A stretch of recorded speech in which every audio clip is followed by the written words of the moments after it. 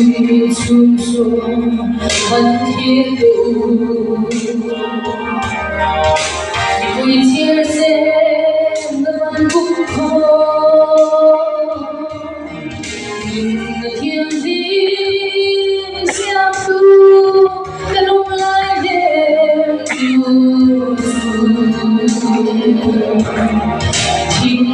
sẽ đông và trong tình để con tu tin ăn cơm vui taจะเทกินโลบังจะนัดมากันงานอีกวันอีกที่เส้นลมช่วงส่งเพลงมีส่วนของเราในตุลีมีดันส่วนกินดิ้นลงฉันต้องกระสี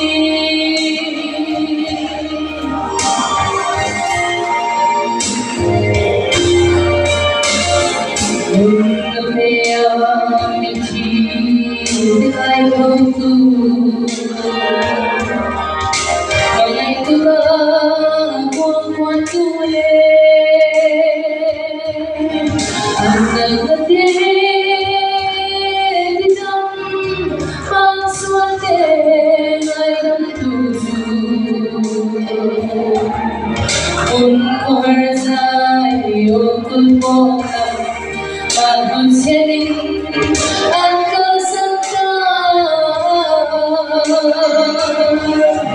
Ghiền Mì Gõ để không bỏ lỡ Xây đi thấy lâu trong đất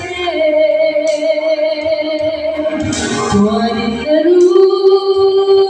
chân thui tu tu ăn không xì lòng van lên không biết im đêm na chỉ xin chúng ta in nó phong cái thế kim lo vắng chân lần vàng cần ta đi cuối đã đêm ít khi sẽ luôn xuống dòng đêm khi xóa bầu đã lấy nuôi mình cần xóa kinh tin lâu sẵn tâm ta xin